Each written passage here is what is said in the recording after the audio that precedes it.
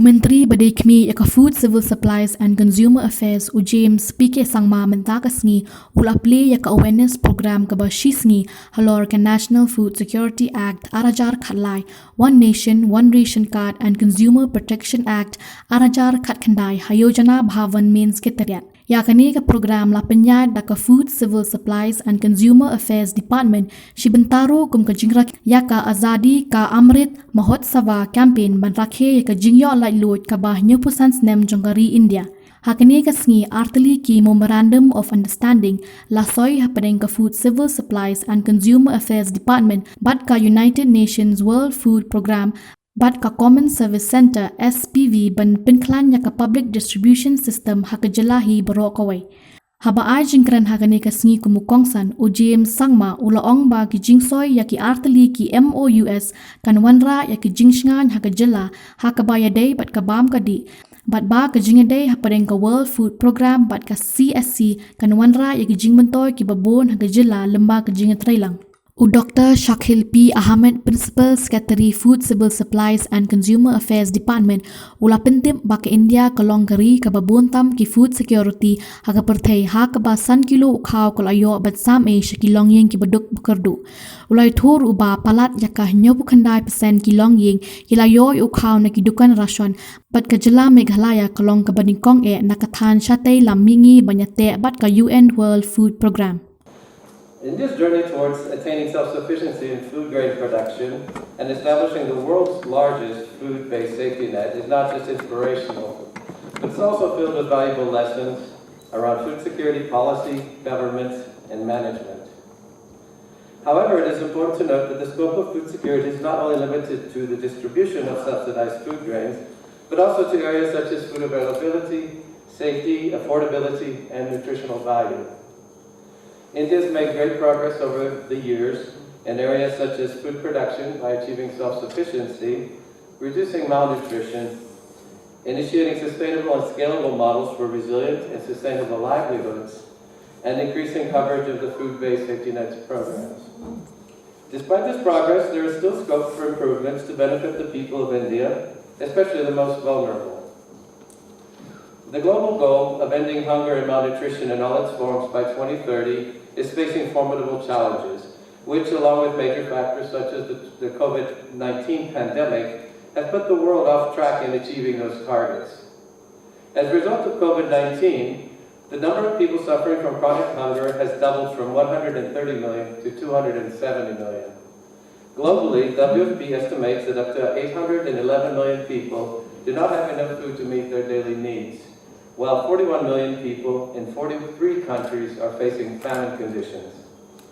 India's efforts toward addressing malnutrition and creating long-term food security will continue to have major contribution towards meeting the global SDG targets. WFP in India has been a key partner for the journey from the Green Revolution to the Right to Food milestone since our operations began here in 1961. Our work in the country has evolved with the changing landscape of hunger and food security, aligning with the policies and initiatives of successive governments. Through partnerships with national and state governments, WFP is contributing to the development and strengthening of national capacities to address food security, improve the efficiency of the food-based safety nets, build scalable implementation approaches, food and nutrition security monitoring systems, guidelines and policy reforms to enable India to achieve their targets under SDG 2 by the provision of technical assistance and the transfer of exchange in knowledge, skills, and expertise, building carefully and concretely on systems that are already in place. Under our Strategic Outcome 1, WFP contributes towards improved access to food for the most vulnerable populations by providing technical support to strengthen the government's targeted food public distribution system.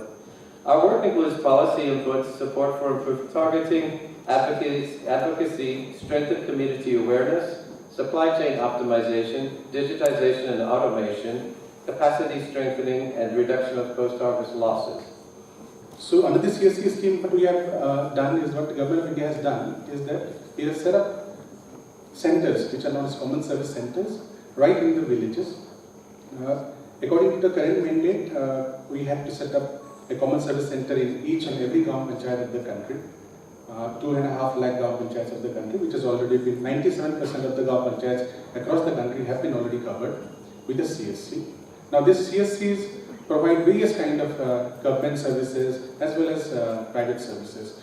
So, for example, e-district services are there. If somebody wants to apply for, let's say, a Prime Minister Kisan Yojana, PM Kisan Yojana, a farmer can go and apply in the Common Service Center. He need not go to a district office or a circle office and spend time. Similarly, a laborer who is in the village, he need not go to a district office, because going out from the district to a district office, or from his village to a district office, entails time. And for daily wagers, it's a highly difficult proposition, because he will be losing his daily earnings, daily wages for that particular day. So there is a common service center who is in the neighborhood, who is within his village, so he can go there and apply for these services. So there are PAN card, the passport application, and n number of services are there. Ayushman Bharat is there, and so on and so forth. Simultaneously, as we today say,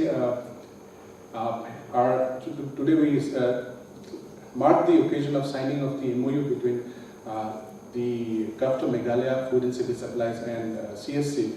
The idea was that the Food and Civil Supplies Ministry, in fact, Department of Food Public Distribution, so they already had signed an agreement with CSC, and the idea was to improve the viability of the fair price shops across the country.